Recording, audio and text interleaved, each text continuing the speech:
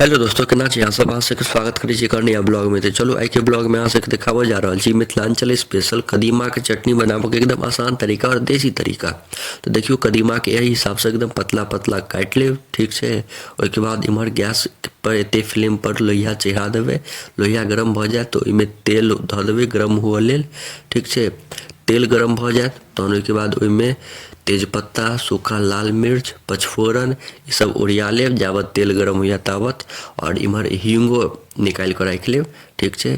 तऽ आब तेल गरम भऽ जायत तऽ ओहिमे ई सब खसा देबै सब चीज। आब हींगो खसा देबै, ठीक छै। तऽ ई सब खसा लेब।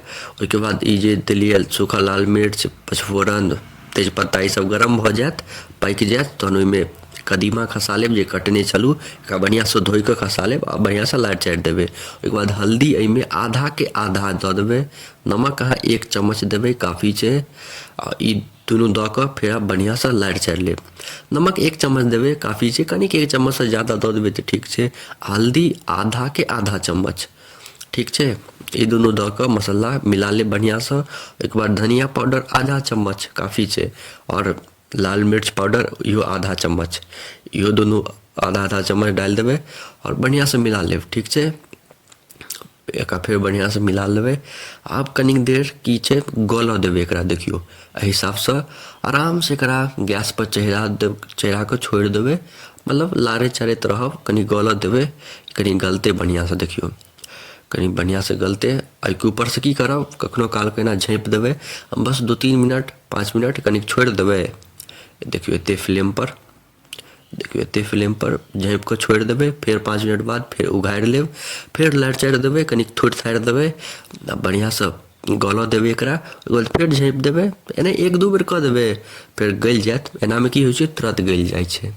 तऽ देखियौ एहि हिसाबसँ अपन गला लेब बढ़िआँसँ, देख रहल छी। आब एहिमे एहन भऽ जायत तऽ आब एहिमे गुड़ खसा देबै। देखियौ एतेक कदीमामे 100 ग्राम गुड़ बहुत छै। 100 ग्राम गुड़ दऽ देबै तऽ 1 नम्बर बनि जायत। देखियौ ई गुड़ देलाके बाद एकदम बढ़िआँसँ मिला लेब। जतेक बढ़िआँसँ एकरा अथी करबै ने, की कहै छै ओकरा गलेबै, ओतेक मस्त स्वाद हैत। सबके बढ़िआँसँ जतेक भी रहत ने कदीमा सब, अगर अहाँके टुकड़ी खाइमे नीक लगैए तऽ ओ टुकड़िए रहऽ देबै कदीमाके, ज़्यादा तोड़बै नहि। हमरा सबके की रस खाइमे बड़ नीक लगै छै, ओ जे एकदम ग्रेवी टाइपके भऽ जाइ छै गाढ़ गाढ़, ओ उठा कऽ खाइमे नीक लगै छै। एकर ओ जे पीस रहै छै ने ओ नहि नीक लगै छै। ककरो ककरो पीसो नीक लगै छै।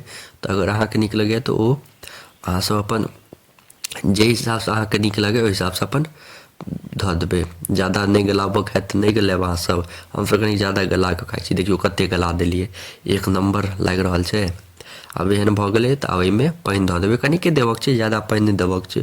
फेर बढ़िआँसँ लारि चारि लेब, देखियौ एहि हिसाबसँ बढ़िआँसँ लारि चारि देबै, ठीक छै। ई लड़ा चढ़ा गेलै। आब एकरा कनि देर झाँपि देबै आ कनि देर खौलऽ देबै, 5 मिनट काफ़ी छै।